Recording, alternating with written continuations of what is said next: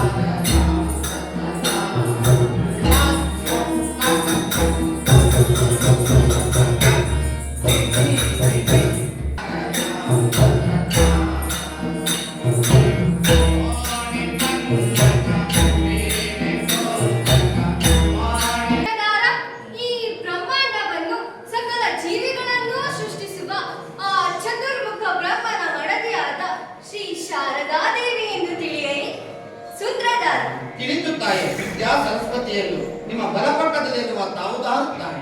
ಅಯ್ಯ ಸೂತ್ರಧಾರ, ತಾವುದಾರೆಂದರೆ ಕೈಲಾಸಕ್ಕೆ ಅಧಿಪತಿಯಾದ ಸಾಂಬ ಸದಾಶಿವ, ಶಶಿಧರ, ಸರ್ವಭೂಷಣ, ನೀಲಕಂಠ, ಮುಕ್ಕಣ್ಣ ಎಂದು ಹಲವಾರು ನಾಮಾಂಕಿತಗಳುಳ್ಳ ಆ ಗಿರಿಧರನ ಅರ್ಧಾಂಗಿನಿಯಾದ ಪಾರ್ವತೀ ದೇವಿ ಎಂದು ತಿಳಿಯ ಸೂತ್ರಧಾರ. ತಿಳಿಸುತ್ತಾಯಿ. ಶಿವಪ್ಪ, ಶಂಕರಪ್ಪ, ಮಾದಪ್ಪನ ಮಡದಿಯನ್ನು. ಅದು ಸರಿ. ನಿಮ್ಮ ಎಡಪಕ್ಕದಲ್ಲಿರುವ ತಾವುದಾರುತ್ತಾಯಿ. ಅಯ್ಯ ಸೂತ್ರಧರ, ತಾವುದಾರೆಂದರೆ ವೈಕುಂಠಾಧಿಪತಿ, ಶೇಷಶಯನ, ಭೂತಿನಿಹರಣ, ಕಂಸ ಚೇತನ ಮುಂತಾದ ನಾಮಾಂಕಿತಗಳುಳ್ಳ ಆ ಶ್ರೀಮನ್ನಾರಾಯಣನ ಮುತ್ತಿನ ಮಡದಿಯಾದ ಲಕ್ಷ್ಮೀದೇವಿ ಎಂದು ತಿಳಿಯ ಸೂತ್ರಧಾರ ಮಜಗುರ. ತಿಳಿಸುತ್ತಾಯಿ. ಹಣ, ಬಂಗಾರ, ಮುತ್ತು, ರತ್ನ ಕೊಡುವರು. ನೀವೆಲ್ಲರೂ ಈ ವರ್ಷವೇ ಬಂದ ಚಿಕ್ಕಬಳ್ಳಾಪುರದ ನಾಗಾರ್ಜುನ ವಿದ್ಯಾಸಂಸ್ಥೆಯ ಕಲಾ ಚೈತನ್ಯದ ಮಕ್ಕಳು ಶ್ರದ್ಧಾ ಭಕ್ತಿಯಿಂದ ಅಭಿನಯಿಸುತ್ತಿರುವ ಏಕಲವ್ಯ ಎಂಬ ಕಥಾ ಅಯ್ಯ ಸೂತ್ರಧಾರ, ಹೇಳ್ತಾನೆ. ನಾವುಗಳು ಇಲ್ಲಿಗೆ ಬಂದಂತ ಕಾರ್ಯ ಪೂರೈಸಿದಂತಾಯಿತೆ. ನಾವು ಇನ್ನು ನಮ್ಮ ಲೋಕಕ್ಕೆ ತೆರಳುತ್ತೇವೆ. ಭಾಗವತರೆ ದಾನವಿದರೆ ಆಗುತ್ತಾನೆ. ಆಗಲೇ ಪ್ರಾರಂಭಿಸಿ. ಹೋಗಿ ಬರುವೆ ನಾಗವೇಣಿ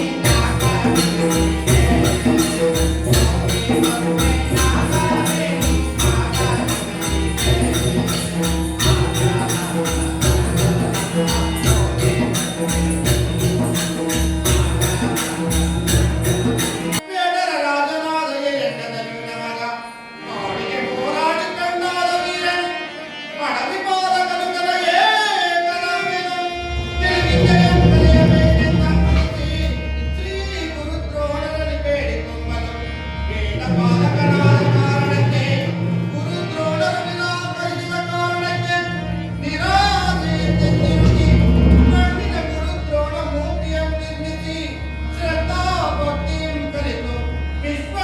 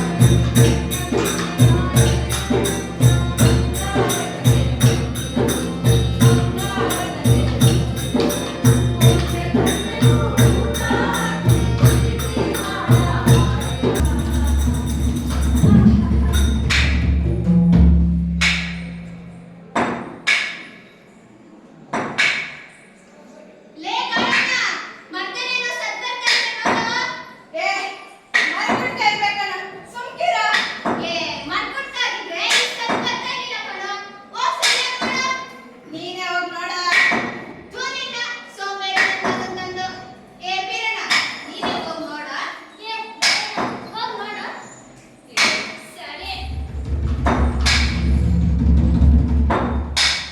ಹೇಯ್ ಅಲ್ಲ ಬಾ ಬರ ಕಳಿತಾನೆ ಹಾ ಅವಿದೆ ಬಾ ನಿಂತಾನೆ ಏನು ಯಾಕೆ ಮಾಡ್ತಾರಪ್ಪ ಈ ಜನ ನಮ್ಮ ಪಾಡಿ ನಮ್ಮ ಇರೋಕೆ ಬಿಡಲ್ಲ ಅಂತಾರೆ ನಮ್ಮ ಪಾಡಿ ನಮ್ಮ ಇರೋಕೆ ಬಿಡಲ್ಲ ಅಂತಾರೆ ಬನ್ನಿ ಹೋಗ್ ನೋಡೋಣ ನಡೀರಿ ಮರ ನಿಲ್ಲಬೇಕು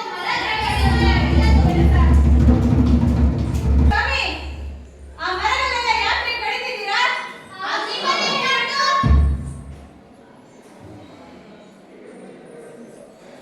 ರೀ ಸ್ವಾಮಿ ಈ ಮರಗಳೆಲ್ಲ ಯಾಕೆ ಕಡಿತಿದ್ದೀರಾ ನಿಮ್ಮನೆ ಯಾರು ಲೇ ವಿಶಾಲ್ ಅಲ್ಲಿಡಿದು ಮಾತಾಡು.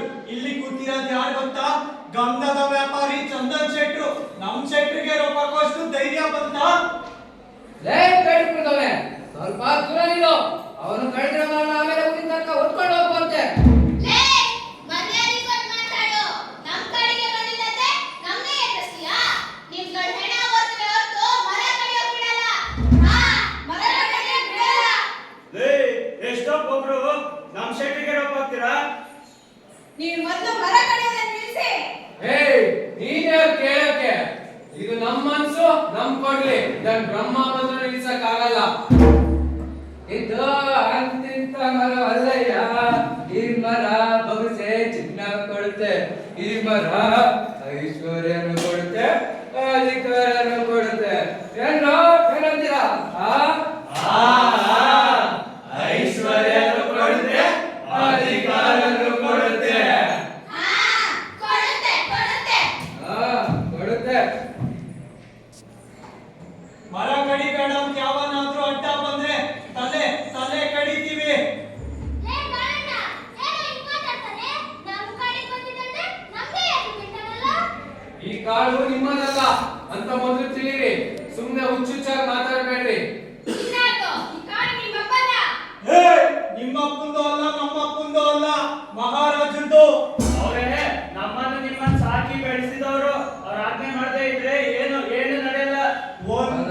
ಅಂಗಿ ಕೂಡ ಇರಲ್ಲ, ಒಂದು ಹೂ ಕೂಡ ಇರಲ್ಲ. ಅವರು ಆಜ್ಞೆ ಮಾಡಿದ್ರೆ ರಾತ್ರಿಯಲ್ಲಿ ಪ್ರಜೆಗಳಿಗೆ ಕನಸು ಕೂಡ ಬೀಳಲ್ಲ. ಇರ್ಬೋದು, ಆದ್ರೆ ನಿಮ್ ರಾಜನ ನಾಳೆ ಈ ನಮ್ ಕಾಡಿಗೆ ಸುದ್ದಿ ಬರಬೇಡ. ಅದೆಂಗಾಗಿದೆ? ನಮ್ಮ ಮಹಾರಾಜರು ಈ ಕಾಡು ಜನಗಳಿಗೆ ಮನಸ್ಸೊತ್ತವ್ರೆ. ರಾಜರು 11 ಜನರಿಗೆ ಮನಸ್ಸೋತವ್ರೆ, ಸೈನಿಕರು ಇಲ್ಲಿನ ಹೆಣ್ಣು ಹೆಂಡಕ್ಕೆ ಮನಸ್ಸೋತವ್ರೆ. ಆದರೆ ನಮಗೇನು ಒಂದು ಲಾಭ? ಮೊದಲು ಮರ ಕಡಿಯೋದನ್ನ ನಿಲ್ಸಿ. ನಿಮಗೂ ಲಾಭ ಇದೆ, ಕೇಳಿ. ನಿಮ್ಮಂತ ಹುಡುಗರ ಪ್ರಾಣ ರಕ್ಷಣೆ ಮಾಡುವ ಪವಿತ್ರ ಕರ್ತವ್ಯ ನಮ್ಮ ಮೇಲಿದೆ. ಲೇ, ಹೊಗಳೋದು ಬೇಡ. ನೀವು ನಮ್ಮ ರಕ್ಷಣೆ ಮಾಡೋದು ಅಷ್ಟಲ್ಲೇ ಇದೆ. ಈ ಕ್ಷಣದಲ್ಲಿ ಹುಲಿನೋ ಕರಡಿನೋ ಇಲ್ಲಿಗೆ ಬಂದ್ರೆ ನಾವೇ ನಿಮ್ ಪ್ರಾಣ ಕಾಪಾಡಬೇಕಾಗುತ್ತೆ. ಆಹಾ, ನಿಮ್ ಸೈನಿಕರು ಬಿಟ್ಟು ನಮಗ್ ಗೊತ್ತಿಲ್ವಾ? ಚೆನ್ನಾಗಿ ತಿನ್ನೋದಕ್ಕೆ ಬೆಂದಿರಿಸಿ ಓಡೋದು. ಮೊದ್ಲು ಮರ ಕಡಿಯೋದನ್ನ ನಿಲ್ಸಿ. ಮಹಾರಾಜ ಅವನು ಇವನು ಅಂತ ಕೊಚ್ಕೋತೀಯಲ್ಲ, ಅವನು ಒಳ್ಳೆಯವರಾದ್ರೆ ಅವನು ಮರ ಕಡಿಯೋದು ಒಪ್ಪಲ್ಲ. ಎಂತ ಅಭಿಪ್ರಾಯ ನೀವು? ಮಹಾರಾಜರ ಅಪ್ಪಣೆ ಕೇಳಿಯೇ ನಾವು ಇಲ್ಲಿ ಬಂದದ್ದು. ನಮಗೆ ಬರೋ ಲಾಭದಲ್ಲಿ ಅವರು ಕೂಡ ಸೂಕ್ತವಾದ ಪಾಲು ಹೋಗದಿದ್ರೆ ಅನುಮತಿ ಕೊಡುವುದು ಉಂಟೆ, ಹೊರತು ಅಭ್ಯಂತರವಿಲ್ಲ. ಏಕೆಂದ್ರೆ ಈ ಕಾಡು ಅವರು ಸೇರಿದ್ದು. ಲೋ ಎಣ್ಣ, ಏನು ಇವ್ ನಾಡೋ ಮಾತು? ನಮ್ಮ ಸೈನಿಕರಿದ್ರೆ ನಿಮ್ಮೆಲ್ಲರ ಮುಳೆಯನ್ನ ಆಯ್ಬಿಡ್ತಾ ಇದ್ರು. ಹೋಗಿ ಇದು ಗೊತ್ತಾ? ಏನು? ಇದು ಏನು? ಇದು ನಮ್ಮ ಮಹಾರಾಜರು 5 ವರ್ಷದ ಹಿಂದೆ ವನವಿಹಾರಕ್ಕೆ ಬಂದು ಇಲ್ಲಿಯ ಕೊಳ, ಇಲ್ಲಿಯ ಜರಿ, ಇಲ್ಲಿಯ ಹುಲ್ಲನ್ನು ಬಿಚ್ಚಿಕೊಂಡವ್ರೆ. ಇನ್ನು ಈ ಕಾಡಿನ ಜಿಂಕೆ ಮೊಲಗಳ ಮಾಂಸ ನಮ್ಮನ್ನು ಗೊತ್ತೀರಾ? ರಕ್ತ ಬೀಜಾಸುರನ ಕಥೆ ಕೇಳಿದ್ರಾ? ಅವನ ಒಂದೊಂದು ತೊಟ್ಟಿನಿಂದಲೂ ರಾಕ್ಷಸರು ಹುಟ್ಟಿದ್ದಾರಂತೆ. ಹಾಗೆ ನಮ್ಗೇನಾದ್ರೂ ಅಪಾಯ ಆದ್ರೆ ನಮ್ಮ ಸೈನಿಕರು ಕಾಡನ್ನ ತುಳಿಪಟ ಮಾಡ್ಬಿಡ್ತಾರೆ. ಹುಷಾರ್. ನಿಮ್ ಸೈನಿಕರಿಗೂ ಚಳ್ಳೆ ಬಿಚ್ಚಗಂಡು ನಮ್ಮ ಲವ್ನೆ. ಅವ್ರ ಮುಂದೆ ನೀವೆಲ್ಲ ಹುಳುಗಳ ತರ ಉದ್ರೋಗ್ತೀರಾ. ಯಾರೋ ವೀರ, ಅವನ ಹೆಸರೇನು? ಕಾಡಿನ ವೀರ ಏಕಲವ್ಯ. ನಿಮ್ಮ ವೀರನ ಹೆಸರು ಇದೆ ಒಂದು ಬಾರಿ ಕೇಳ್ತಾ ಇರೋದು. ಎಂತೆಂತ ಘಟಗಳನ್ನೇ ನೆಲ ಕಚ್ಚೇವಿ. ಈ ಏಕಲವ್ಯ ಒಂದು ಲೆಕ್ಕನ. ಒಂದು ಲೆಕ್ಕನ?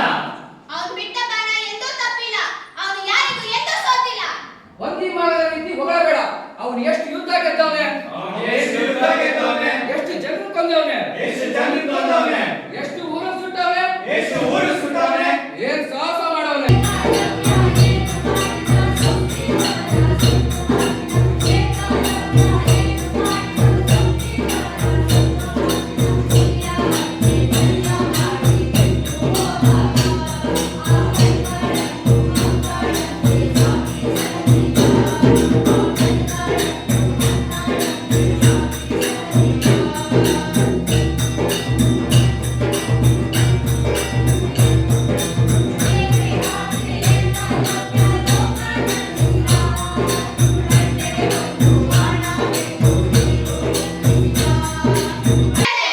ನಮ್ ಏಕಲವ್ಯ ಪೌರಸ. ಬರೋ ಪಸಂದಾಗೈತೆ. ನಿಮ್ ಏಕಲವ್ಯನ ಇಲ್ಲ ಅಂತ ಆಮೇಲೆ ತೋರ್ಸೋಣ.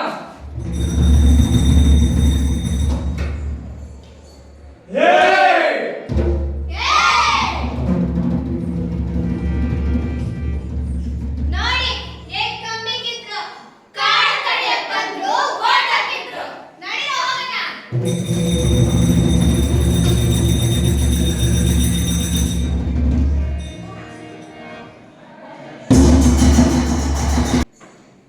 ಕಂಡ ಕನಸು ನಿಜವಾಯಿತು. ಅಕ್ಕಿಗಳ ಪ್ರಾಣ ಹಿಂಡಿ ಮೊಲ ಜಿಂಕೆಗಳನ್ನು ಸಿಗಿದು ರಕ್ತ ಇರುವ ದುಷ್ಟಮೃಗಗಳು ಅಟ್ಟಹಾಸದಿಂದ ಮಿರಿಯುತ್ತಿವೆ.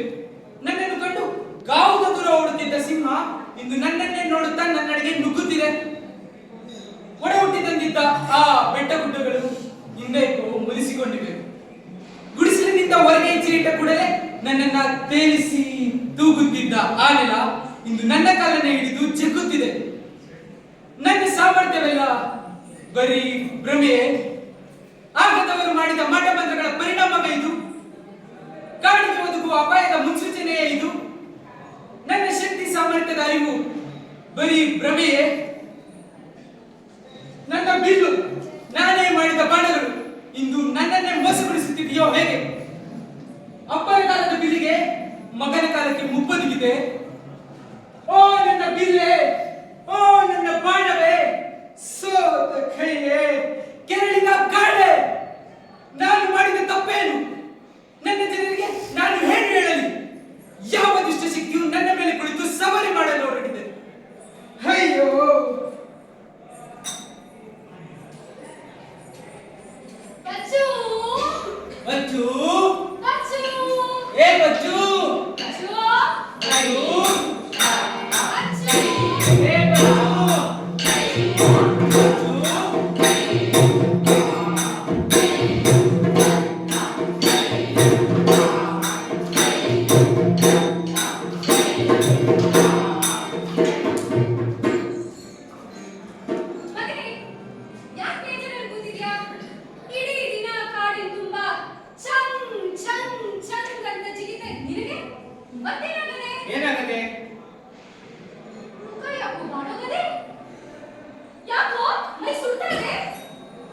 ಅಪ್ಪೆ, ಈ ದಿನ ನನಗೆ ಎಲ್ಲಾ ದಿನಗಳಂತಲ್ಲ, ಕಾಡಿನ ವೀರ, ಕಾಡಿನ ಶೂರ ಎಂದು ಈ ಜನರು ನನ್ನನ್ನು ಕರೆಯುವಾಗ ಆನಂದ ಪಡುತ್ತಿದ್ದೆ, ಅದನ್ನೇ ನಂಬಿ ನಿಂತಿದ್ದೆ.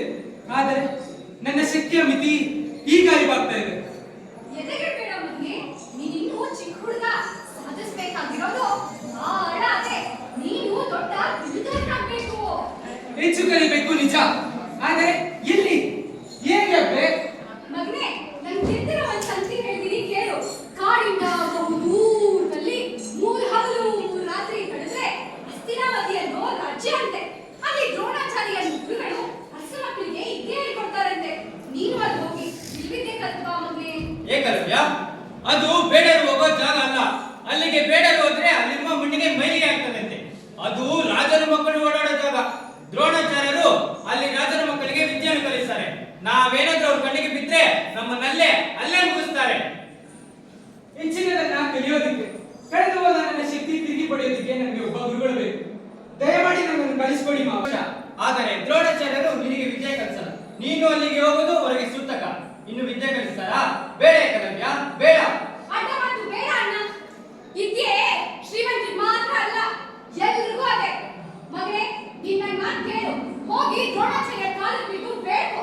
ಆಗ ಅವ್ರ ಮನಸ್ಸಾಗಿ ದೊಡ್ಡ ಮನಸ್ಸಾಗಿ ನಿನಗೆ ಹೇಳ್ಕೊಡ್ತಾರೆ. ನನ್ನ ಮಾತು ನಂಬು ಮಗನೇ. ಅಬ್ಬೆ, ನಾನು ಈಗಲೇ ಹಸ್ತಿನಪುರಕ್ಕೆ ಹೋಗಿ ದ್ರೋಣಾಚಾರ್ಯರನ್ನ ಬೇಡಿಕೊಳ್ತೇನೆ. ನಿನ್ನ ಆರ್ಕೆ ಇತ್ತು ಈಗಲೇ ಹೊರಡೆ ಅಬ್ಬೆ. ಕಾಡಿನ ಹುಲಿ ಊರಿನಲ್ಲಿ ಪುಣ್ಯಾಗಬಾರದು. ಸಿಂಹದಂತೆ ಗರ್ಜಿಸಿದವನು ತಿರುಕನಂತೆ ಗೋಗರೆಯುವುದು ಬೇಡ ಏಕಲವ್ಯ, ಬೇಡ. ಅಣ್ಣ, ನನ್ನ ಮಗ ವಿದ್ಯೆನ ಎಕ್ಸ್ಟೆಂಡ್ ಆಗಿ ಕಲಿಬೇಕಂತ ಬೇಡದ್ರಲ್ಲಿ ತಪ್ಪೇನದೆ? ತಂಗಿ, ನಾವ್ಯಾರು? ನಮ್ಮ ಬಲವೇನು ಅಂತ ತಿಳಿದು ಮಾತಾಡ್ತಾ ಇದೀಯಾ? ಬಿಲ್ವಿದ್ಯೆ ಬೇಡರ ಹುಟ್ಟುಗುಣ. ಅರಸು ಮಕ್ಕಳಿಗೆ ಅದು ಕಲಿಕೆ. ಅರಸು ಮಕ್ಕಳಿಗೆ ಮೈಗಂಟಿದ ಅದೇ ಬೇಡರಿಗೆ ಮೈಗಂಟಿದ ಜನ್ಮ. ಹೀಗಿರುವಾಗ ಅವರನ್ನು ಬೇಡುವುದರಲ್ಲಿ ನ್ಯಾಯನೇ ಇಲ್ಲ ತಂಗಿ. ಅಣ್ಣ, ಊರಿನ ಕಪ್ಪುಟಾಳ ಏನು ಅನ್ನೋದು ನಿನಗೂ ಗೊತ್ತೇ ಇದೆ. ಪಟ್ಟಣದವರನ್ನ ಅಡಗಿಸ್ಬೇಕು ಅಂತಂದ್ರೆ ಅವರ ಬಟ್ಟೆಗಳನ್ನೇ ಹಾಕ್ಬೇಕು. ಅವರ ಬಾಣಗಳನ್ನ ದಿಕ್ಕು ತಪ್ಪಿಸ್ಬೇಕು ಅಂತಂದ್ರೆ ಅವರ ರೀತಿಯಲ್ಲಿ ಅದನ್ನ ಕತ್ತರಿಸ್ಬೇಕು. ಏಕಲವ್ಯನಿಗೆ ಕಾಡಿನ ವಿದ್ಯೆಗೂ ಗೊತ್ತೇ ಇದೆ, ಊರಿನ ವಿದ್ಯೆನೂ ಗೊತ್ತಾಗಲಿ ಬಿಡು. ಸರಿ ತಂಗಿ, ನಿನ್ನ ಆಸೆ ಎಷ್ಟು ಬಲವಾಗಿದ್ರೆ ನಾನಿನ್ನೊಡ್ಡಿ ಬರ. ಏಕಲವ್ಯ, ನೀನು ಅಲ್ಲಿ ಸಲ್ಲದವನಾದರೆ ಇಲ್ಲಿ ನಮಗೂ ಅವಮಾನ, ಕಾಡಿಗೂ ಅವಮಾನ. ಹೋಗು, ಹುಲಿಯಾಗಿ ಹೋಗಿ ಹೆಬ್ಬುಲಿಯಾಗಿ ಬಾ. ಆಶೀರ್ವದಿಸಿ ಮಾವ, ಹೋಗಿ ಬಾ. ಆಶೀರ್ವದಿಸಿ ಅಮ್ಮ. ಮಗನೇ, ಹುಲಿಯಾಗಿ ಹೋಗಿ ಹೆಬ್ಬುಲಿಯಾಗಿ ಬಾ. ಹುಲಿಯಾಗಿ ಹೋಗಿ ಹೆಬ್ಬುಲಿಯಾಗಿ ಬಾ.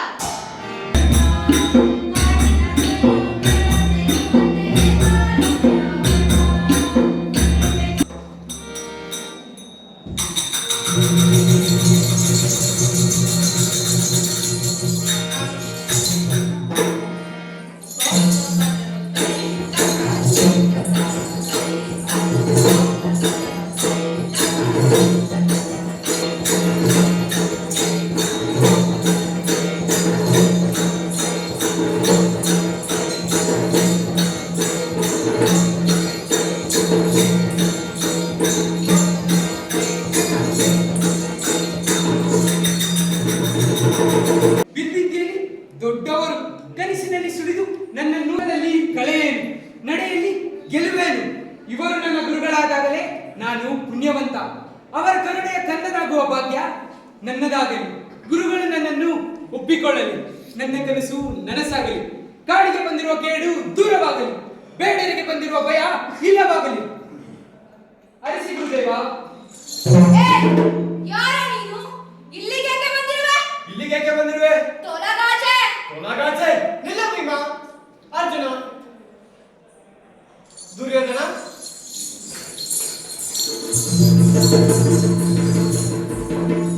ಬಾಲಕ, ನೀನಾರು? ಪೂಜೆ, ತಮ್ಮ ಕೀರ್ತಿಯನ್ನು ಕೇಳಿ ತಮ್ಮಿಂದ ಬಿಲ್ವಿದ್ಯೆ ಕಲಿಯುವ ಮಾತುಕತೆಯಿಂದ ಇಲ್ಲಿಗೆ ಬಂದಿರುವ ಕಾಡಿನ ವೀರ ಏಕಲವ್ಯ. ನೀನಾ? ಗುರುಗಳೇ, ಅವನ ವೇಷಭೂಷಣವನ್ನು ನೋಡಿದರೆ ತಿಳಿಯುತ್ತದೆ ಅವನೊಬ್ಬ ಬೇಡಗನು.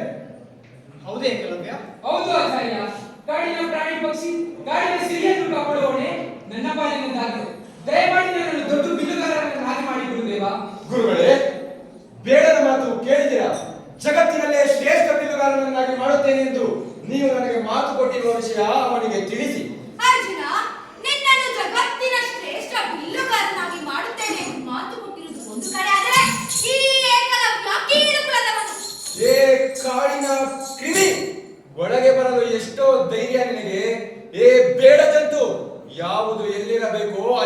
ಕಲಿಯಬೇಕು. ಕಲಿಯಲು ಆಸೆಯೇ ಮೂಲ. ಹುಟ್ಟಲ್ಲ ಅಣ್ಣಂದಿರ. ಏಕಲವ್ಯ, ನಿನ್ನ ಆಸಕ್ತಿ ಶ್ರದ್ಧೆ ಮೆಚ್ಚತಕ್ಕದ್ದೇ. ಆದರೆ ಶಾಸ್ತ್ರ ಅಡ್ಡವಿದೆ. ಶೂದ್ರರಿಗೆ ಗುರುಮುಖೇನ ವಿದ್ಯೆ ಕಲಿಸಬಾರದೆಂದು ಶಾಸ್ತ್ರ ಸಾರಿದೆ ಏಕಲವ್ಯ. ಗುರುಗಳೇ, ಕಾಡಿನ ಬೇಡನ ಮರವಾಗುವ ಆಸೆ, ಕೈಲಿಗೆ ಬಂಡೆಯಾಗುವ ಆಸೆ, ತೊರೆಗೆ ಕಡಲಾಗುವ ಆಸೆ. ಹಾಗೆ ಬೇಡನಾದ ನನಗೆ ತಮ್ಮಿಂದ ಬಿದ್ದಿದ್ದೇನೆ ಕುರಿತು ದೊಡ್ಡ ಬಿಲ್ಲುಗಾರನಾಗುವ ಆಸೆ. ದಯಮಾಡಿ ನನ್ನ ಆಸೆಗೆ ನೀರೆಗೆಯಬೇಕು ಗುರುದೇವ. ಏನಿದು ಈ ಬೇಡದ ಬಯಕೆ? ವಿಚಿತ್ರವಾಗಿದೆ.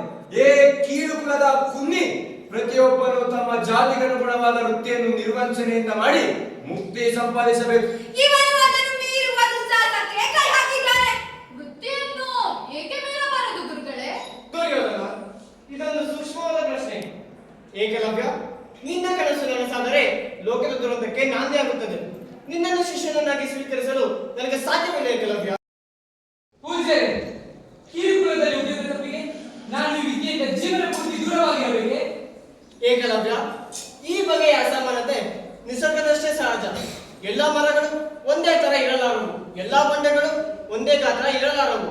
ಪೂರ್ವ ಜನ್ಮದ ಪಾಪ ಪುಣ್ಯಗಳಿಗೆ ಅನುಗುಣವಾಗಿ ಮನುಷ್ಯ ಮೇಲು ಕೀಳು ಜಾತಿಯಲ್ಲಿ ಹುಟ್ಟುತ್ತಾನೆ. ಈ ಜನ್ಮದಲ್ಲಿ ಪಾಲಿಗೆ ಬಂದ ವೃತ್ತಿಯನ್ನು ನಿಷ್ಕಾಮದಿಂದ ನಿರ್ವಹಿಸಿದರೆ ಮುಂದಿನ ಜನ್ಮದಲ್ಲಿ ಒಳ್ಳೆಯದಾಗುತ್ತದೆ. ಕೇಳಿ.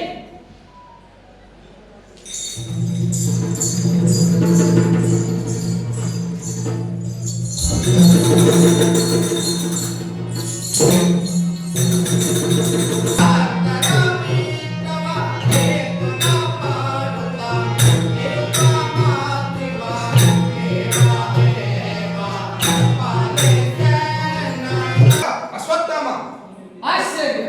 ಅಪ್ಪನಿಗೆ ಬೇಡವಾದ ನಾನು ಮಗನಿಗೆ ಒಡನಾಡಿ ಏಕಾದರು. ನಿನ್ನ ಹುಟ್ಟಿನ ಬಗ್ಗೆ ಬೇಸರ ಬೇಡ ಏಕಲವ್ಯ. ನಿನ್ನ ಜೀವನದ ಬಗ್ಗೆ ಜಿಗುಪ್ಸೆ ಸಲ್ಲದು. ನಿನ್ನ ಬೇಸರ ಜಿಗುಪ್ಸೆಗಳಿಗೆ ಕಾರಣವೇ ಇಲ್ಲ. ರಾಜಕುಮಾರರ ವರ್ತನೆಯಿಂದ ಎದೆಗುಂದಬೇಡ. ಹಾಗೆ ನೋಡಿದರೆ ರಾಜ ಮಕ್ಕಳ ದರ್ಪದಿಂದ ನಿನ್ನಷ್ಟೇ ಅವಮಾನ ನನಗೂ ಆಗಿದೆ. ಅವರ ಸೊಕ್ಕು ಸೆಡವುಗಳಿಂದ ನಾನು ನೊಂದಿದ್ದೇನೆ. ರಾಜಕುಮಾರರು ನಿನ್ನನ್ನು ನುಡಿಸಿಕೊಂಡ ರೀತಿಯಿಂದ ನನಗೆ ಸಿಟ್ಟು ಬಂತು. ಆದರೆ ನಾನು ಅಸಹಾಯಕ ಏಕಲವ್ಯ. ಅವರ ಅನ್ನದ ಹಂಗು ನಮ್ಮದು. ರಾಜಕುಮಾರ ಅಹಂಕಾರ ನಿಮ್ಮ ಅಣ್ಣದ ಹಂಗು ನನ್ನನ್ನು ಈ ಜನ್ಮದಲ್ಲಿ ವಿದ್ಯೆಯಿಂದ ದೂರ ಮಾಡಿದೆ. ಚಿಂತಿಸಬೇಡ ಏಕಲವ್ಯ. ಮನಸ್ಸಿದ್ದಲ್ಲಿ ಮಾರ್ಗ. ಬಿಲ್ವಿದ್ಯೆ ಕೇವಲ ವಿನಾಶಕ್ಕಾಗಿ ಮಾತ್ರವಲ್ಲ, ಅದು ಸೃಷ್ಟಿಯ ರಕ್ಷಣೆ ಮತ್ತು ಪೋಷಣೆಗಾಗಿ ಎಂಬುದನ್ನು ನಾನು ನಿನ್ನಿಂದ ತಿಳಿದೆ. ಬಿಲ್ವಿದ್ಯೆ ರಾಜಕುಮಾರರಿಗೆ ಬಹುಬಲದ ಪ್ರದಕ್ಷಿಣೆಗಾಗಿ, ಅದು ನಿನ್ನಂತವರಿಗೆ ಲೋಕ ಕಲ್ಯಾಣದ ಸಾಧನ. ನನ್ನ ಹಂಬಲ ಕೈಗೂಡುವ ದಾರಿಗಳೆಲ್ಲ ಮುಚ್ಚಿವೆ. ನಿರಾಶನಾಗಬೇಡ ಏಕಲವ್ಯ. ನನ್ನ ತಂದೆಯವರಲ್ಲಿ ನಿನಗೆ ವಿದ್ಯೆಯನ್ನು ಕಲಿಸಬೇಕು ಅಥವಾ ಬೇಡವೋ ಎಂಬುದರ ಬಗ್ಗೆ ಖಚಿತವಾದ ನಿಲುವು ಇತ್ತೋ ಇಲ್ವೋ ಗೊತ್ತಿಲ್ಲ. ಆದರೆ ನಿನ್ನಾಸೆಯನ್ನು ಪೂರೈಸಲು ನನಗೆ ದಿಕ್ಕೊಂದು ಗೋಚರಿಸುತ್ತಿದೆ. ಏನದು? ರಾಜಕುಮಾರರಿಗೆ ಕಲಿಸುವ ಮೊದಲು ಪ್ರತಿದಿನ ನನ್ನ ತಂದೆಯವರು ನನಗೆ ಬಿಲ್ವಿದ್ಯೆಯನ್ನು ಹೇಳಿಕೊಡುತ್ತಾರೆ. ನೀನು ಯಾವುದಾದರೂ ಮರದ ಮರೆಯಲ್ಲಿ ನಿಂತು ಎಲ್ಲವನ್ನು ಚೆನ್ನಾಗಿ ಕಲಿತುಕೋ. ನನ್ನಿಂದ ಇಷ್ಟು ಮಾತ್ರ ಮಾಡಲು ಸಾಧ್ಯ ಏಕಲವ್ಯ. ಧನ್ಯನಾದ ಅಶ್ವತ್ಥಾಮ, ನಾನು ಧನ್ಯನಾದೆ. ನಿಲ್ಲ ಅಶ್ವತ್ಥಾಮ.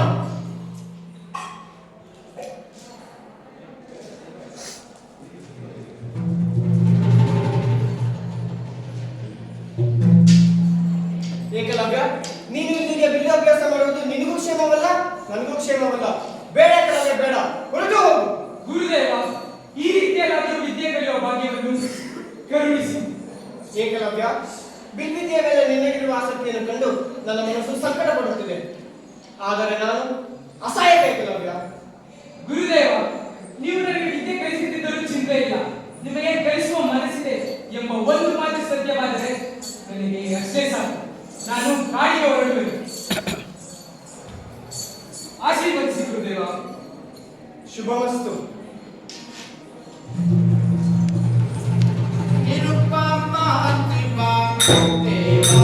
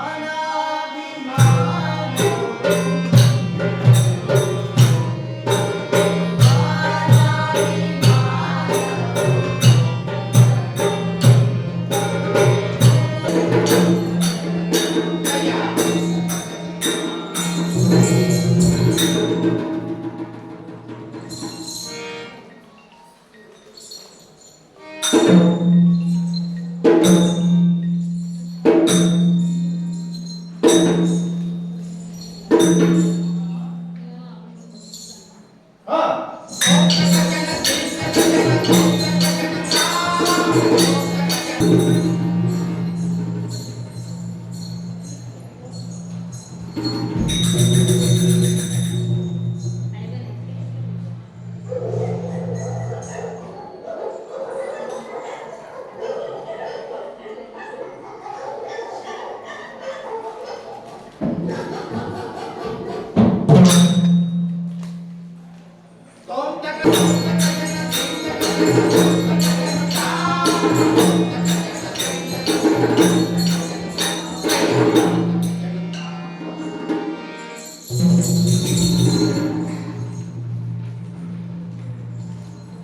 ಗುರುಗಳೇ, ಅಗೋಚರವಾದ ಬಾಣ ನಮ್ಮ ಬೇಟೆ ನಾಯಿಗಳ ಬಾಯಿ ಮುಚ್ಚಿಸಿದ್ದು ಒಂದು ದೊಡ್ಡ ವಿಸ್ಮಯ.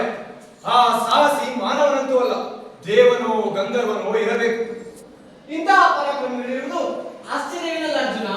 ಧ್ವನಿಯನ್ನು ಗ್ರಹಿಸಿ ಬಾಣ ಪ್ರಯೋಗಿಸುವುದು ಶಬ್ದವಾದಿ ವಿದ್ಯೆ. ಈ ವಿದ್ಯೆ ಕಾಡಿನ ಜನರಿರುವುದು ಸೋಜಿಗ. ನೈ ಹುಡುಕೋಣ.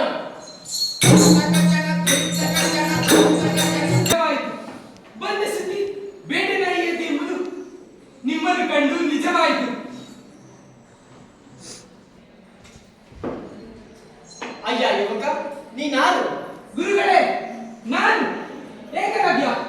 ಕೆಲವು ಗಳಿಗೆಗಳ ಹಿಂದೆ ಒಂದು ನನಗಿಂತ ದೊಡ್ಡವರಿರಬೇಕು. ತರುಣ, ಯಾರೆಲ್ಲ ಗುರು? ಅವರು ಮಹಾನ್ ಬಿಲ್ಲೋಜರು, 14 ಲೋಕದಲ್ಲೂ ಹೆಸರಾದ ದ್ರೋಣಾಚಾರ್ಯರು, ಕುರುಕುಲ ವಿದ್ಯಾಗುರುಗಳಾದ ತಾವು. ಅರ್ಜುನ, ನನಗೀಗ ನೆನಪಾಗ್ತದೆ. ಕನಸಿನಂತೆ ಕಡಲ ಜನ್ಮದ ಕಥೆಯಿಂದ ಎಲ್ಲರಿಗೆ ಬರುತ್ತದೆ. ತರುಣ, ನೀನು ಒಂದು ನನ್ನನ್ನು ಕಂಡ ಬೇಡರ ಹುಡುಗ ಏಕಲವ್ಯವಲ್ಲವೇ? ಹೌದು ಆಚಾರ್ಯ. ವಿದ್ಯಾವಿಹೀನನಾದ ನನ್ನನ್ನು ಅಂದು ತಾವು ಸ್ವೀಕರಿಸಲಿಲ್ಲ. ತಮ್ಮ ಕೃಪೆಯಿಂದ ಇಂದು ವಿದ್ಯಾಸಂಪನ್ನನಾಗಿದ್ದೇನೆ. ಬಹಳ ಸಂತೋಷ ಏಕಲವ್ಯ. ನನ್ನನ್ನು ಮೀರಿಸಿದ ಬಿಲ್ಲುಗಾರನಾಗಿದ್ದೀಯ. ಗುರುಗಳೇ, ಎಂತ ಮಾತನಾಡಿಬಿಟ್ಟಿರಿ. ಈ ಏಕಲವ್ಯ ನಿಮ್ಮನ್ನು ಮೀರಿಸಿದ ಬಿಲ್ಲುಗಾರನೇ, ಜಗತ್ತಿನಲ್ಲೇ ಶ್ರೇಷ್ಠ ಬಿಲ್ಲುಗಾರನನ್ನಾಗಿ ಮಾಡುತ್ತೇನೆ ಎಂದು ನೀವು ನನಗೆ ವಚನ ಕೊಟ್ಟಿರೋದು ಭಂಗವಾಯಿತೇನೋ? ಅರ್ಜುನ, ಸತ್ಯವನ್ನು ಒಪ್ಪಿಕೊಳ್ಳಲು ಸಂಕೋಚಬೇಕೆ? ಏಕಲವ್ಯ ಮಹಾನ್ ಪರಾಕ್ರಮಿ. ಶಬ್ದವೇದಿ ವಿದ್ಯೆ ಅವನಿಗಲ್ಲದೆ ಮತ್ತಾರಿಗೂ ಸಿದ್ಧಿಸಿಲ್ಲ. ಛೇ! ಏಕಲವ್ಯ ಒಬ್ಬ ಯಕಶ್ಚಿತ್ ಬೇಡ. ಅವನಿಗೆ ಶಬ್ದವೇದಿ ವಿದ್ಯೆ ಸಿದ್ಧಿಯೇ. ಹರಸು ಕುಲದ ನಾನೆಲ್ಲಿ, ಈ ಕೀಳು ಕುಲದ ಕುನ್ನಿಯಲ್ಲಿ. ವಿದ್ಯೆಗೆ ಅಂತಸ್ತಿನ ಅಂತರವಿಲ್ಲ ಅರ್ಜುನ. ಕಷ್ಟಪಟ್ಟು ಬೆಳೆದವರಿಗೆ ಅದು ಒಲಿಯುತ್ತದೆ ಎಂದು ನಾನು ನಂಬಿದ್ದೇನೆ. ಅರ್ಜುನ, ನನ್ನನ್ನು ಒಂದು ಅವರು ಒಳಗಟ್ಟಿದ ಅರ್ಜುನ ನೀನೇ ಅಲ್ಲವೇ? ಕುಲದ ಮಾತಾಗೆ ಶಕ್ತಿ ಇಲ್ಲದವರು ಕುಲದ ಮರ ಹೋಗುತ್ತಾರೆ. ಏಕಲವ್ಯ, ಅರ್ಜುನ, ನಾನು ಅಶಕ್ತನೆ, ನೀನು ಅಧರ್ಮಿ. ನಿಷಾದನೆಯ ವಿದ್ಯೆ ಸಿದ್ಧಿಶಾಸ್ತ್ರದಲ್ಲಿ ನಿಷಿದ್ಧ. ಹೀಗಿದ್ದು ನೀನು ಪ್ರವೀಣನಾದದ್ದು ತಪ್ಪು. ಅರ್ಜುನ, ರಾಜಕುಮಾರರಿಗೆ ಇದು ಬಿಲ್ವಿದ್ಯೆ, ಬೇಡರಿಗೆ ಕುಲ ಕಸಬು. ಗುರು ಕಣ್ಮುಂದೆ ಇರಬೇಕಿಲ್ಲ ಎನಿಸಿದ ನೀವು ಹೇಳಿಕೊಡುತ್ತಾನೆ. ನೀವೇ ನನ್ನ ಗುರುಗಳು. ಏಕಲವ್ಯ, ಇಂದು ನಾನು ಧನ್ಯನಾದೆ. ಗುರುಗಳೇ, ನಿಮಗಿದು ಉಚಿತವಾದುದಲ್ಲ. ನಿಮ್ಮ ಧನ್ಯತೆಯಲ್ಲಿ ಕೊಟ್ಟ ಮಾತಿಗೆ ತಪ್ಪಿದ ಪಾತಕವಿರುವುದನ್ನು ಮರೆತಿದ್ದೀರಿ. ವಚನ ಭ್ರಷ್ಟರಾಗಿ ನನ್ನನ್ನು ವಂಚಿಸಿದ್ದೀರಿ. ಅರ್ಜುನ, ನಾನು ಸಂಕಟದಲ್ಲಿ ಸಿಕ್ಕಿದ್ದೇನೆ. ನಿನಗೆ ಮಾತು ಕೊಟ್ಟಿದ್ದು ನಿಜ, ಆದರೆ ಏಕಲವ್ಯ ಮಹಾನ್ ಪರಾಕ್ರಮಿ ಎಂಬುದು ಅಷ್ಟೇ ನಿಜ ಅರ್ಜುನ. ಅಂತೂ ನನ್ನ ಬದುಕಿನಲ್ಲಿ ಕಿಚ್ಚೊಂದನ್ನು ಹತ್ತಿಸಿದ್ದೀರಿ. ನಿಜ, ಮಾತಿಗೆ ತಪ್ಪಿದ ಪಾಪಿ ನಾನು. ಗುರುಗಳೇ, ಹೌದು ಏಕಲವ್ಯ. ಏಕಲವ್ಯ, ನಿನ್ನ ಬಿಲ್ವಿದ್ಯೆಯ ಸ್ಥಿತಿ ಗುರುಗಳ ಸಂಕಟಕ್ಕೆ ನಾಂದಿಯಾಗಿದೆ. ಹಾಗಾದರೆ ಗುರುಗಳನ್ನು ಸಂಕಟದಿಂದ ಪಾರು ಮಾಡುವ ಜವಾಬ್ದಾರಿ ನನ್ನ ಪಾಲಿನದ್ದಾಗಿದೆ. ಗುರುಗಳ ಗೌರವವನ್ನು ಕಾಯ್ದುಕಿನ ದೊಡ್ಡ ಸುಖವಿಲ್ಲ. ದಾರಿ ತೋರಿ ಗುರುದೇವ. ಕೊಟ್ಟ ಮತ್ತು ಉಳಿಯಲು ಇರುವುದೊಂದೇ ಮಾರ್ಗ. ಗುರು ಧನ್ಯತೆಗೆ ಶಿಷ್ಯನ ಸರ್ವಸಮರ್ಪಣೆ ಆಗಬೇಕು. ಅಪ್ಪಣೆ ಆಗಲಿ. ನನ್ನ ಪ್ರಾಣ ಕೊಟ್ಟಾದರೂ ನಿಮ್ಮನ್ನು ಕಾಯುತ್ತೇನೆ. ನಿನ್ನ ಪ್ರಾಣ ಕೇಳುತ್ತಿಲ್ಲ ಏಕಲವ್ಯ. ಸಾಮಾನ್ಯ ಗುರುಕಾಣಿಕೆಯನ್ನು ಬಯಸುತ್ತೇನೆ. ಧನ್ಯನಾದೆ. ಇಷ್ಟು ದಿನ ಗುರುಕಾಣಿಕೆ ಅರ್ಪಿಸುವ ಯೋಗಕ್ಕಾಗಿ ಗಳಿಗೆ ಎಣಿಸುತ್ತಿದ್ದೆ. ಆ ಕಾಲವು ಬಂದು ಏನು ಕಾಣಿಕೆ ಕೊಡಲಿ ಹೇಳಿ ಗುರುದೇವ? ನಿನ್ನ ಬಲಗೈ ಹೆಬ್ಬೆಳನ್ನು ಕೊಡು ಏಕಲವ್ಯ. ಅಷ್ಟೇ ತಾನೆ, ಖಂಡಿತವಾಗಿಯೂ ಕೊಡುತ್ತೇನೆ. ಅಂದು ನಾನು ಗುರುಗಳ ಬಳಿ ಬಂದಾಗ ಈ ಬೇಡ ಯಾವ ಗುರು ಕಾಣಿಕೆ ಕೊಡಬೇಡ ಎಂದು ಹೀಯಾಳಿಸಿದ ಅರ್ಜುನ ಇಗೋ ಗುರು ಬಯಸಿದ ಕಾಣಿಕೆಯನ್ನು ಕೊಡುತ್ತಿದ್ದೇನೆ.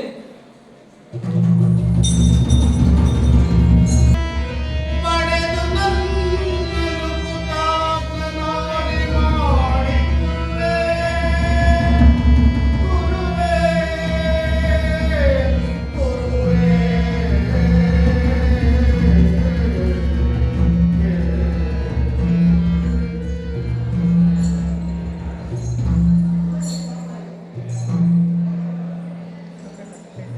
ಏಕಲವ್ಯ, ನಿನ್ನ ಮನಸ್ಸಿಗೆ ನೋವಾಗಿದ್ದರೆ ನನ್ನನ್ನು ಕ್ಷಮಿಸು.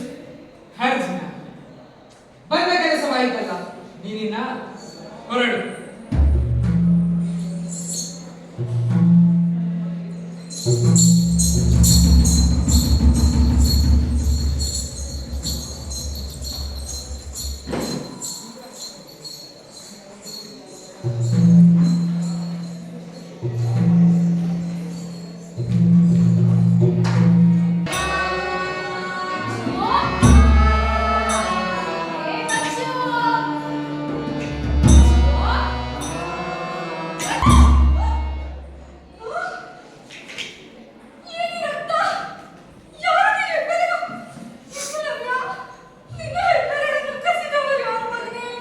ಅಮ್ಮ, ಆಗಬಾರ್ದೇನು ಆಗಿಲ್ಲಮ್ಮ, ಗುರುಗಳಿಗೆ ಕೊಟ್ಟೆ ಅಷ್ಟೇ. ಅಯ್ಯೋ ಅಯ್ಯೋ ಅಯ್ಯೋ, ಹೀಗಾಯಿತು ನಿನ್ನ ಸ್ಥಿತಿಯು, ಹೀಗಾಯಿತು ನಿನ್ನ ಕಥೆಯು. ವೀರರಲ್ಲಿ ನೀನು ಘನವೀರನಂತಿದ್ದೆ ಮಗನೇ. ರೆಕ್ಕೆಯ ಸುತ್ತ ಹಕ್ಕಿಯ ತರನಾದೆ, ನದಿಗಳಿಗಿಂತ ಸಿಂಹದ ತರನಾದೆ. ಗುರುವೇಗೆ ನಿನ್ನ ಸಾವಿನ ರೂಪದಲ್ಲಿ ಬಂದ ಮಗನೇ. ಗುರುವಿನ ಮಾತು ಕೇಳಿ ನೀನು ಹಾಳಾದೆ ಮಗನೇ, ಹಾಳಾದೆ. ಅಮ್ಮ, ನನ್ನ ಈ ಸ್ಥಿತಿ ನನ್ನ ಗುರುಗಳ ದರ್ಶನದ ಫಲ. ಹುಷಾರಾದವನು, ಹೆಬ್ಬೆರಳನ್ನು ಕಸಿದವನು ನನ್ನ ಕಂದನನ್ನು ಕೊಂದನು, ನನ್ನ ಕರುಳ ಬಳ್ಳಿಯನ್ನು ಹೊಸಕ್ಕೆ ಹಾಕಿದನು. ಕಿಂಚಿತ್ತೂ ಕರುಣೆ ಇಲ್ಲದ ಅವನು ಗುರುವೇ ಮಗನೇ. ಅಮ್ಮ, ಆಗಲೇ ಹೇಳಿದ್ದೇನಲ್ಲ, ನಾನೇ ಕತ್ತರಿಸಿಕೊಟ್ಟಿದ್ದೆಂದು. ಏಕಲವ್ಯ, ಗುರುವು ಏಕೆ ನಿನ್ನ ಸಾವಿನ ರೂಪದಲ್ಲಿ ಬಂದ ಮಗನೇ. ಆಡುವ ಹಕ್ಕಿಯ ಕರುಳ ಹಿಚುಕಿದಂತೆ ಬಾಗಾಡುವ ನಿನ್ನ ಹೆಬ್ಬೆರಳನ್ನು ಕತ್ತರಿಸಿದರಲ್ಲ. ಇದು ಕೊಲೆಗಿಂತ ಕಟಕತನ, ಇದು ಕೊಲೆಗಿಂತ ಕಟಕತನ. ಆದದ್ದಾಯ್ತು, ಸಮಾಧಾನ ಮಾಡಿಕೊ ಅಮ್ಮ. ಸಮಾಧಾನ, ಸಮಾಧಾನ, ನನಗೆಲ್ಲಿಯ ಸಮಾಧಾನ? ನಾನೀಗ ಎಲ್ಲವನ್ನು ಕಳೆದುಕೊಂಡವಳು. ನಮ್ಮೆಲ್ಲರ ಬಾಳನ್ನು ಹಾಳು ಮಾಡಿದ ಆ ನಿನ್ನ ಗುರುವಿನ ಬಾಳು.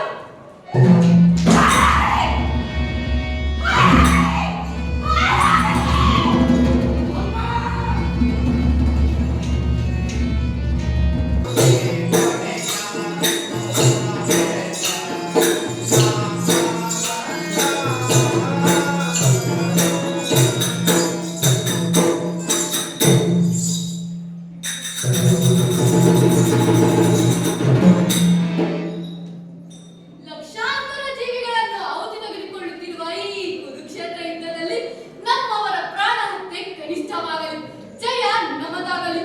ಈ ಕಾರ್ಯವನ್ನು ಯಶಸ್ವಿಗೊಳ್ಳಲು ನಾವು ತಂತ್ರಗಳನ್ನು ಹೂಡಲೇಬೇಕು ಕರ್ಣ. ಪ್ರಭು, ಪಾಂಡವರ ಶಕ್ತಿಯೇನು ಸಾಮಾನ್ಯವಲ್ಲ.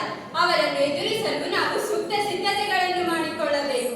ಹೊಸ ಹೊಸ ರಾಜರುಗಳ ಸಂಪರ್ಕಿಸಿ ಅವರ ಸ್ನೇಹ ಮಾಡಿಕೊಳ್ಳಬೇಕು. ಕಾಡಿನ ವೀರನಾದ ಏಕಲವ್ಯನು ನಮ್ಮ ಪಕ್ಷವನ್ನು ವಹಿಸಿದರೆ ನಮಗೆ ಅನುಕೂಲವಾಗುತ್ತದೆ. ರಣರಂಗದಲ್ಲಿ ಕರ್ಣನು ಅರ್ಜುನನನ್ನು ಎದುರಿಸಿದರೆ ಇತ್ತ ಕಡೆ ಎಡಗೈ ಬಂದ ಉಳಿದವರಿಗೆ ಮಣ್ಣು ಮುಕ್ಕಿಸುತ್ತಾನೆ. ಇನ್ನು ಅವರ ಬೇಡರ ಕಡೆಯು ನಮ್ಮ ಪರಾಕ್ರಮವನ್ನು ಮೆರೆಯುತ್ತಾರೆ. ಗೆಳೆಯ, ಏಕಲವ್ಯನ ಹೆಸರು ಕೇಳಿ ಈಗಾಗಲೇ ಭೀತರಾಗಿರುವ ಆ ಪಾಂಡವರು ಇನ್ನು ಅವನು ನಮ್ಮ ಪಕ್ಷ ಸೇರಿದ್ದಾನೆ ಎಂದು ತಿಳಿದ ಕೂಡಲೇ ಖಂಡಿತವಾಗಿಯೂ ನಿರ್ಧರಿಸುವರು. ಅರ್ಜುನನ ಮೇಲೆ ಏಕಲವ್ಯನಿಗೆ ಬಹಳ ಸಿಟ್ಟಿದೆ. ಆದ್ದರಿಂದ ಅವನು ಪಾಂಡವರನ್ನು ಬೆಂಬಲಿಸುವುದಿಲ್ಲ. ಖಂಡಿತವಾಗಿ ನಮ್ಮ ಕುರುಸೇನೆಯನ್ನೇ ಬೆಂಬಲಿಸುತ್ತಾನೆ. ಇತ್ತೀಚೆಗೆ ಬೇಡಪಡಿಗೂ ಅರ್ಜುನನಿಗೊಂದು ಪುಟ್ಟ ಕದನವಾದದ್ದು ತಿಳಿದೇ ಸುಯೋಧನ? ಏನದು? ಕೇಳು. ಅರಣ್ಯವಾಸಿಗಳು ಸಾಮಾನ್ಯರೆಂದು ತಿಳಿದು ಅವರನ್ನು ಚಲಿತು ಮಾತನಾಡಿದನಂತೆ. ಅವರೆಲ್ಲ ಏಕಲವ್ಯನ ಕಡೆಯವರು ಎಂದು ತಿಳಿದ ತಕ್ಷಣ ರಾಜಿಗೆ ಹೋದರಂತೆ. ಅವರು ಸ್ವಾಭಿಮಾನಿಗಳು. ಅವನಿಗೆ ಮೈಗಿರಿದು ಸೇರಿ ಹೋರಾಡಿ ಚರಿತ್ರೆಯಲ್ಲಿ ಅವನ ಹೆಸರು ಅಜರಾಮರವಾಗಲು. ನೀನು ಸೂತ ಪುತ್ರನೆಂದು ಹೀಯಾಡಿಸಿದ ಪಾಂಡವರು ನೀನು ನಿಶಾತನೆಂದು ಹೇಳಿದರು. ಈ ಮಾತುಗಳು ಅವನ ಮನಸ್ಸಿನಲ್ಲಿ ಶಾಶ್ವತವಾಗಿ ಉಳಿದು ಬಿಟ್ಟಿವೆ. ಆದ್ದರಿಂದ ಅವನು ಪಾಂಡವರ ವಿರುದ್ಧ ಬಲು ಉತ್ಸಾಹದಿಂದ ಹೋರಾಡುತ್ತಾನೆ. ಏಕಲವ್ಯನ ವಿದ್ಯಾ ಪ್ರದರ್ಶನ ಮಾಡಲು ಇದೊಂದು ಸುವರ್ಣಾವಕಾಶವಾಗಬೇಕು. ಏಕಲವ್ಯನ ಮೇಲೆ ನಾವಿಟ್ಟಿರುವ ಭರವಸೆ ಅಳಿಯದೇ ಇರಲಿ, ಜಯ ನಮ್ಮದಾಗಲಿ. ಆದರೆ ಅವನನ್ನು ಒಪ್ಪಿಸುವುದು ಹೇಗೆ ಅನ್ನುವುದೇ ನಮಗೆ ಗಾಢವಾದ ಪ್ರಶ್ನೆಯಾಗಿದೆ. ಅವನ ಗುರುಗಳಾದ ದ್ರೋಣರನ್ನು ಕಲಿಸೋಣವೇ? ಏಕಲವ್ಯ ಖಂಡಿತವಾಗಿ ಒಪ್ಪಲಾರ. ಅವನ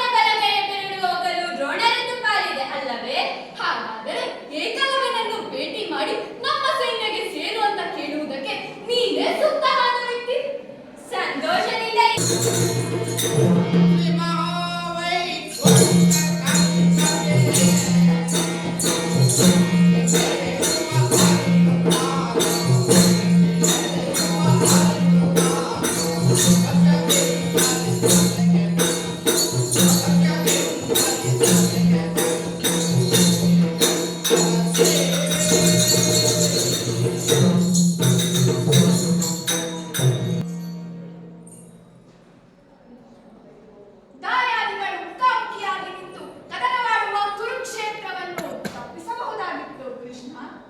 ಸಹೋದರರ ಬಂಧು ಬಾಂಧವರ ರಕ್ತವನ್ನು ಚಿಮ್ಮಿಸಿ ಹೆಮ್ಮೆಯಿಂದ ಬೀಗುವುದಕ್ಕಿಂತ ದುಷ್ಟತನ ಮತ್ತೊಂದಿದೆ ಕೃಷ್ಣ.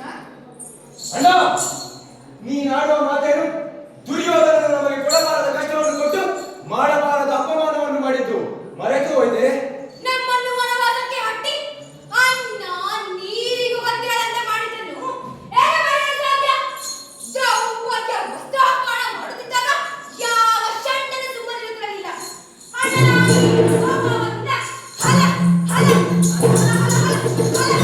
ದುರ್ಯೋಧನ ಆಸ್ಥಾನದಲ್ಲಿ ನಮ್ಮನ್ನ ಷಂಡನಿಂದ ಕಡೆಯಲಾಗಿ ಮಾಡಿತು. ಹರಗಿನ ಮನೆಯಲ್ಲಿ ಸಜೀವ ದಹನಕ್ಕೆ ಪ್ರಯತ್ನಿಸಿದ ಪಿತೂರಿಗೆ ಉತ್ತರ ಮಾಡುವ ಕಾಲ ಬಂದಿದೆ. ನಮಗಾದ ಎಲ್ಲ ಅಪಮಾನಗಳಿಗೂ ಕುರುಕ್ಷೇತ್ರ ಕೊನೆಗೆ ಹೋಗಬೇಕು. ಅರ್ಜುನ, ದುರ್ಯೋಧನನ ಹಾದಿಯಲ್ಲೇ ನಾವು ಸಾಗಬೇಕೇನು? ಏನೇ ಆದರೂ ಅವರು ನಮ್ಮ ರಕ್ತ ಸಂಬಂಧಿಗಳಲ್ಲವೇ? ತಾತನಾದ ಭೀಷ್ಮರನ್ನು, ಗುರುಗಳಾದ ದ್ರೋಣರನ್ನು ರಣರಂಗದಲ್ಲಿ ಹತ್ಯೆ ಮಾಡುವುದಕ್ಕಿಂತ ಘೋರ ಪಾತಕ ಯಾವುದಿದೆ? ಸಹೋದರರು ಎರಡು ಪಕ್ಷಗಳಾಗಿ ಹೊಡೆದಾಡಿ ಸತ್ತಿ ಲೋಕದಲ್ಲಿ ನವೆಗೀಡಾಗಬೇಕೇ? ನಿಮ್ಮ ಮನಸ್ಸಿನ ಅಳುಕನ್ನು ದೂರ ಮಾಡಿ. ಇದು ದಾಯಾದಿಗಳ ಜಗಳವಲ್ಲ, ಧರ್ಮ ಅಧರ್ಮದ ಮುಖಾಮುಖಿ, ನ್ಯಾಯ ನ್ಯಾಯದ ನೇರ ಸಂಘರ್ಷ. ಜಗತ್ತಿನ ದುಷ್ಟತನವನ್ನೆಲ್ಲ ಮೈಗೂಡಿಸಿಕೊಂಡ ಆ ದುರ್ಯೋಧನನನ್ನು ನಿರ್ನಾಮ ಮಾಡುವುದು, ಲೋಕದ ಕ್ರೂರನೆಲ್ಲ ಮಡುಗಟ್ಟಿ ನಿಂತ ದುಶ್ಯಾಸನನನ್ನು ಧೂಳಿಪಟ ಮಾಡುವುದು ಪವಿತ್ರ ಕೆಲಸಗಳಾಗಿವೆ. ಈ ಪ್ರಪಂಚದಲ್ಲಿ ಸಜ್ಜನಿಗೆ ಸದ್ಭಾವನೆಗಳು ಬೆಳೆದು ಲೋಕ ಕಲ್ಯಾಣವಾಗಬೇಕಾದರೆ ದುರ್ಜನರ ಹುಟ್ಟಡಗಿಸುವುದು ಅನಿವಾರ್ಯ. ದಾನವ ಶಕ್ತಿಯನ್ನು ಹೇಳ ಹೆಸರಿಲ್ಲದಂತೆ ಮಾಡಲು ನಿರ್ಮಾಣವಾಗುತ್ತಿರುವ ವೇದಿಕೆ ಕುರುಕ್ಷೇತ್ರ. ಬಂದಿರುವ ಕಂಟಕವನ್ನು ಕಳೆದುಕೊಳ್ಳಲು ಯುದ್ಧದಲ್ಲಿ ಹೋರಾಡುವುದೊಂದೇ ಮಾರ್ಗ. ಹೃದಯಹೀನನಾದ ದುರ್ಯೋಧನನಿಗೆ ಯಾವುದೇ ಬಗೆಯ ರಿಯಾಯಿತಿಯನ್ನು ತೋರುವುದು ನಮ್ಮ ಮನೋದೌರ್ಬಲ್ಯವಾಗುತ್ತದೆ. ದುರ್ಯೋಧನ ದುಶ್ಯಾಸನ ಹಾದಿಯಲ್ಲೇ ಸಾಗಬೇಕೆಂದು ಕೃಷ್ಣ. ಅಜ್ಞಾನದಿಂದ ಅವರ ಆಜ್ಞಾಪಾಲಕರಾಗಿರುವ ಸಹಸ್ರಾರು ಅವರನ್ನೇ ನಂಬಿ ಕುಳಿತಿರುವ ಮುಗ್ಧ ಅಸುಳೆಗಳ ತಾಯಂದಿರ ಪ್ರಶ್ನೆ ಇದು ಮಾನವೀಯ ಪ್ರಶ್ನೆಯೂ ಹೌದು ಕೃಷ್ಣ.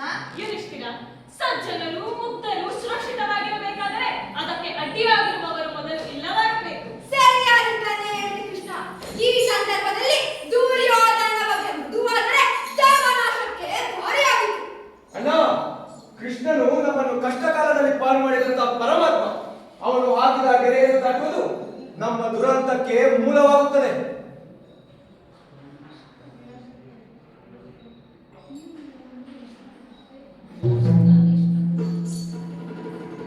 ವಿನಾಶಕ್ಕಾಗಿ ಇಷ್ಟೊಂದು ಶ್ರಮ ವ್ಯಯವಾಗುವುದಲ್ಲ ಎಂಬುದೇ ನನಗೆ ಚಿಂತೆ ಅರ್ಜುನ.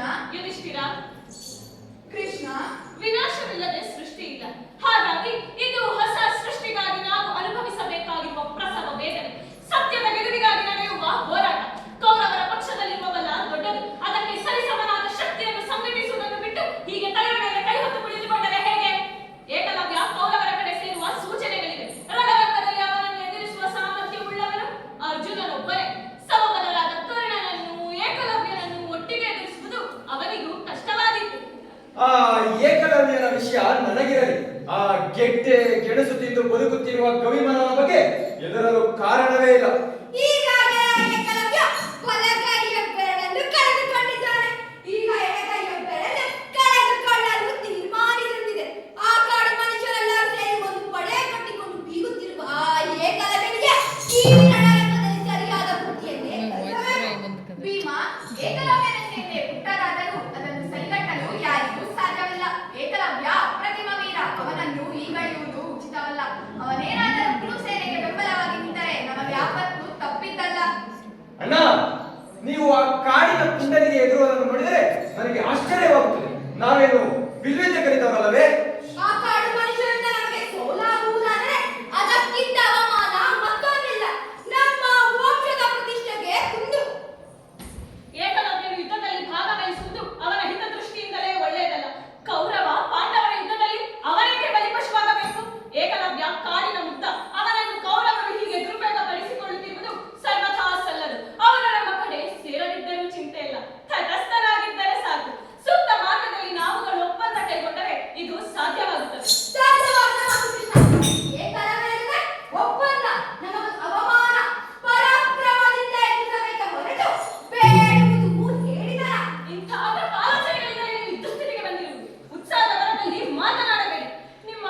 ಶಕ್ತಿ ಸಾಮರ್ಥ್ಯದ ಬಗ್ಗೆ ಖಂಡಿತ ನನಗೆ ಅಪನಂಬಿಕೆ ಇಲ್ಲ.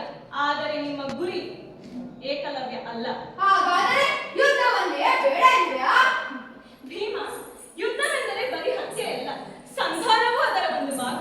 ಕಾರಣವೆಂದರೆ ಬರೀ ಮುನ್ನುಗ್ಗುವುದಲ್ಲ, ಹಸಾಯಕರಾಗಿದ್ದಾಗ ಹಿಮ್ಮೆಟ್ಟುವುದು, ತಪ್ಪಿಸಿಕೊಳ್ಳುವುದು ಕೂಡ ಒಂದು ತಂತ್ರ. ಏಕಲವ್ಯನಿಂದ ಒಪ್ಪಂದ ಸಾಧ್ಯವೇ ಕೃಷ್ಣ? ಏಕಾಗಬಾರದು, ಅದು ಅರ್ಜುನನಿಂದ ಮಾತ್ರ ಸಾಧ್ಯ.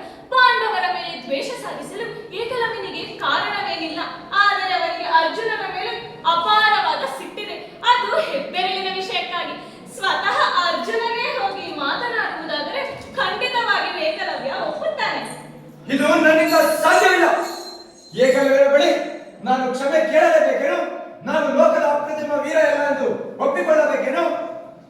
ಅರ್ಜುನ, ಈಗಾಗಲೇ ಏಕಲವ್ಯ ಹೆಬ್ಬೆರಳನ್ನು ಕತ್ತರಿಸಿದಾಗಲೇ ನೀನು ಅವನನ್ನು ಕ್ಷಮೆ ಕೇಳಿದ್ದಾಗಿದೆ.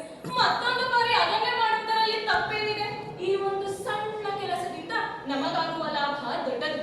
ಅವನು ನಮ್ಮ ಕಡೆ ಸೇರದಿರಬಹುದು, ತಟಸ್ಥನಾಗಿರುತ್ತಾನೆ, ಅಷ್ಟಾದರೆ ಸಾಕು. ಅರ್ಜುನ, ಏಕಲವ್ಯನ ಸೇನೆ ಪುಟ್ಟದಾದರೂ ಅದನ್ನು ಅರ್ಜುನ, ಏಕಲವ್ಯ ಹೃದಯವಂತನೆಂದು ಕೇಳಿದ್ದೇನೆ. ಅವನು ಖಂಡಿತವಾಗಿಯೂ ಒಪ್ಪುತ್ತಾನೆ. ಕೃಷ್ಣನ ಮಾತು ಸುಳ್ಳಾಗಲಾರದು. ನೀವೆಲ್ಲ ಹೇಳಿದ ಮೇಲೆ ನನ್ನದೇ. ಹಾಗಾದರೆ ನಡೆ, ಹೋಗೋಣ. ನಡೆ.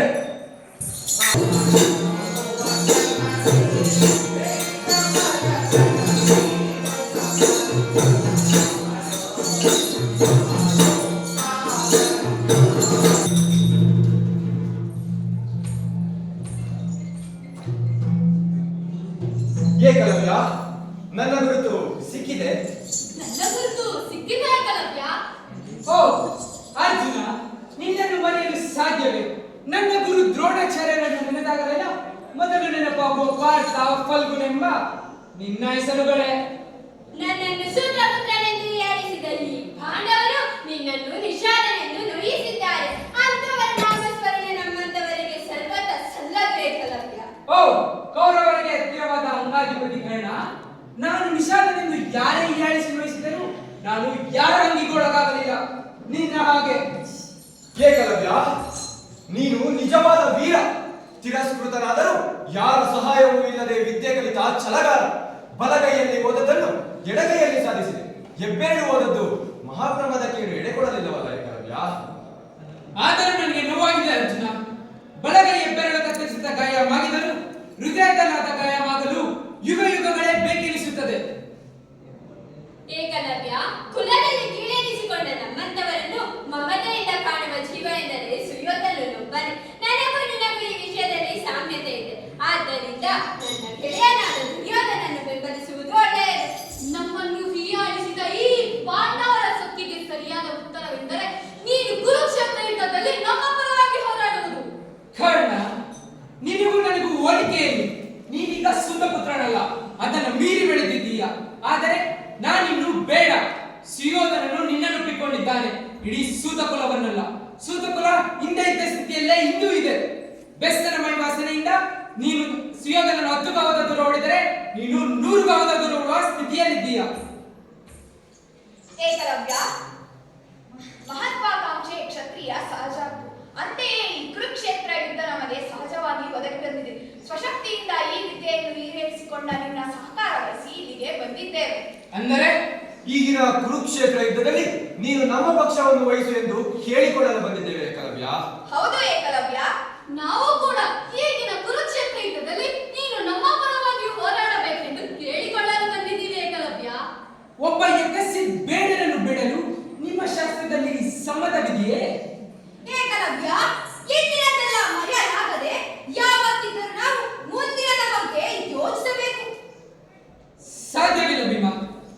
ಇಂದಿನ ಘಟನೆಗಳು ನನ್ನನ್ನು ಮರೆಯಲಾಗುತ್ತಿಲ್ಲ. ಅವುಗಳ ನೆನಪು ನನ್ನನ್ನು ಹಿಂಡಿ ಹಿಂಸಿಸುತ್ತಿದೆ. ನಿನ್ನ ಈ ಗೋವಣೆಯಿಂದ ಏನು ಸಾಧ್ಯವಾಗುತ್ತಿಲ್ಲ ಏಕಲವ್ಯ. ಕೇವಲ ಪಾಂಡವರಿಗೆ ಅನುಕೂಲವಾಗುತ್ತದಷ್ಟೇ. ನನಗೆ ಸೂಕ್ತವಾದ ಬೆಂಬಲ ಸಿಗದೆ ಹೋದರೆ ಖಂಡಿತವಾಗಿ ಪಾಂಡವರು ಗೆದ್ದೇ ಗೆಲ್ಲುತ್ತಾರೆ. ನಿನ್ನ ಕುಲವನ್ನು ಹೀಯಾಳಿಸಿ ನಿನ್ನ ಬಲಗೈ ಹೆಬ್ಬೆರಳನ್ನು ಕತ್ತರಿಸಲು ಕಾರಣನಾದ ಅರ್ಜುನನ ಮೇಲೆ ನಿನಗೆ ಮಮತೆ ಎಂದಿಗೂ ಸಲ್ಲಲ್ಲ ಏಕಲವ್ಯ. ಯೋಚಿಸು. ಶಾಸ್ತ್ರ ಎಂದೆಂದಿಗೂ ಪ್ರಶ್ನಾರ್ಹವಲ್ಲ. ಏಕಲವ್ಯ, ಶಾಸ್ತ್ರ ಎಂದೆಂದಿಗೂ ಪ್ರಶ್ನಾರ್ಹವಲ್ಲ. ನಿಷಾದನಿಗೆ ವಿದ್ಯೆ ನಿಷಿದ್ಧ ಎಂದು ನಂಬಿದವನು ನಾನು, ಈಗಲೂ ನಂಬಿದ್ದೇನೆ. ಶಾಸ್ತ್ರ ವಿರುದ್ಧವಾದ ಕೆಲಸವನ್ನು ನಾನೇ ಏಕೆ, ಇಡೀ ಲೋಕವೇ ಖಂಡಿಸುತ್ತದೆ. ಹೀಗಿರುವಾಗ ನಿನ್ನ ವಿನಾಕಾರಣವಾದ ಸೇಡು ಅರ್ಥವಿಲ್ಲದು ಏಕಲವ್ಯ. ಏಕಲವ್ಯ, ಇಂದು ನೀನು ದೊಡ್ಡ ಬಿಲ್ಲುಗಾರನಾಗಿರುವುದು ಒಂದು ಆಕಸ್ಮಿಕ. ಇದು ಲೋಕ ಸಹಜವಾದದ್ದೆಂದು ನಾನು ತಿಳಿದಿಲ್ಲ. ಆದ್ದರಿಂದ ನಿನ್ನ ಬೆಂಬಲ ಕೇಳುವುದರಲ್ಲಿ ತಪ್ಪಿಲ್ಲವೆಂದು ಭಾವಿಸಿ ಇಲ್ಲಿಗೆ ಬಂದಿದ್ದೇವೆ. ಅಧರ್ಮದ ವಿರುದ್ಧ ನಾವು ಹೂಡಿರುವ ಈ ಧರ್ಮ ಯುದ್ಧದಲ್ಲಿ ನೀನು ಪಾಂಡವರ ಪಕ್ಷ ವಹಿಸು. ಆಗ ನಿನ್ನ ಆಕಸ್ಮಿಕ ವಿದ್ಯಾಸಿದ್ಧಿಯು ಸಾರ್ಥಕ ಹೊಂದುತ್ತದೆ. ಚೆನ್ನಾಗಿ ಯೋಚಿಸು ಏಕಲವ್ಯ, ಯೋಚಿಸು. ಅರ್ಜುನ, ನೀನು ಶಾಸ್ತ್ರಸಮ್ಮತವಾಗಿ ಮಾತನಾಡುತ್ತೀಯಲ್ಲವೇ? ನಿನ್ನ ಶಾಸ್ತ್ರಕ್ಕೆ ನನ್ನ ಸಮ್ಮತಿ ಇಲ್ಲವೆಂಬುದನ್ನು ತಿಳಿ. ನಾನು ಬಿಲ್ವಿದ್ಯೆ ಕಲಿಯಲು ಹೋದಾಗ ನೀನು ಅದನ್ನು ವಿರೋಧಿಸಿದೆ. ಕಲಿತ ನಂತರ ಅದನ್ನೇ ಇಲ್ಲವಾಗಿಸಲು ಯತ್ನಿಸಿದೆ. ಕೃಷ್ಣ, ಆಕಸ್ಮಿಕಗಳಲ್ಲಿ ನನಗೆ ನಂಬಿಕೆ ಇಲ್ಲ. ಎಲ್ಲ ಬೇಡರು ಗುರುಮುಖದಿಂದ ವಿದ್ಯೆ ಕಲಿತು ಶ್ರೇಷ್ಠ ಬಿಲ್ಲುಗಾರರಾಗುವುದು ಸಾಮಾನ್ಯ ಸಂಗತಿ ಆಗಬೇಕು. ಹೀಗಿರುವಾಗ ನಿಮಗೆ ನನ್ನ ಬೆಂಬಲದ ಪ್ರಶ್ನೆಯೇ ಉಂಟದು. ಏಕಲವ್ಯ, ಈ ಧರ್ಮ ಯುದ್ಧದಲ್ಲಿ ನೀನು ಪಾಂಡವರ ಪಕ್ಷ ವಹಿಸು. ಅದೇ ಧರ್ಮ. ಇಲ್ಲ, ಕುಲಧರ್ಮವನ್ನು ಕಾಪಾಡುವುದು ನಿಮ್ಮ ಧರ್ಮ. ಅಂತ ಧರ್ಮ ಇಲ್ಲದಿರುವುದ ಮೇಲು. ಕುಲವನ್ನು ಅಳಿಸಿ ಹಾಕುವುದೇ ನಿನ್ನ ಗುರಿಯಾದರೆ ನಮ್ಮ ಪಕ್ಷವನ್ನು ಬೆಂಬಲಿಸಿ ಏಕಲವ್ಯ. ಸಾಧ್ಯವಿಲ್ಲ. ನಿನಗೆ ಅರ್ಜುನನ ಕುಲವನ್ನು ಮಾತ್ರ ಅಳಿಯಬೇಕು. ಇದರಿಂದ ಲೋಕದ ಮೇಲು ಕೀಳು ನಾಶವಾಗುವುದಿಲ್ಲ. ನಿನಗೆ ಸ್ವಾರ್ಥವೇ ಮುಖ್ಯ, ಕುಲ ಪ್ರತಿಷ್ಠೆಯ ವಿನಾಶವಲ್ಲ. ಕುರುಪಾಂಡವರಲ್ಲಿ ಒಂದು ಪಕ್ಷ ವಹಿಸಿ ಯಾರೊಬ್ಬರ ತಾಳ ನಾನಾಗಲಾರೆ. ಎಲ್ಲೆಲ್ಲೂ ಇರುವ ಅನ್ಯಾಯದ ವಿರುದ್ಧ ನನ್ನ ಯುದ್ಧ, ಜ್ಞಾನದ ಗುತ್ತಿಗೆಯನ್ನು ಎತ್ತಿ ಇಡುವ ಶಾಸ್ತ್ರದ ವಿರುದ್ಧ ನನ್ನ ಯುದ್ಧ, ಮೇಲು ಕೀಳೆಂಬ ವಂಚನೆಯನ್ನು ಅಳಿಸಾಕುವುದೇ ನನ್ನ ಯುದ್ಧ. ಕುರುಕ್ಷೇತ್ರ ಕೇವಲ ಉಳ್ಳವರ ನಡುವಿನ ಕಚ್ಚಾಟ, ನನ್ನದು ಇಲ್ಲದವರ ಪರವಾದ ಹೋರಾಟ. ಈ ಸಂಘರ್ಷ ಕುರುಪಾಂಡವರಿಬ್ಬರ ವಿರುದ್ಧವೂ ಸಾಗಬೇಕು. ಆಗ ಮಾತ್ರ ತುಳಿತಕ್ಕೆ ಸಿಕ್ಕಿದ ಬದುಕಿನಲ್ಲಿ ಬೆಳಕು ಮೂಡುತ್ತದೆ. ಕಡೆಗಣಿಸಲ್ಪಟ್ಟ ಬದುಕಿನ ತೋಟದಲ್ಲಿ ಸಮಾನತೆಯ ಹೂವು ಅರಳುತ್ತದೆ.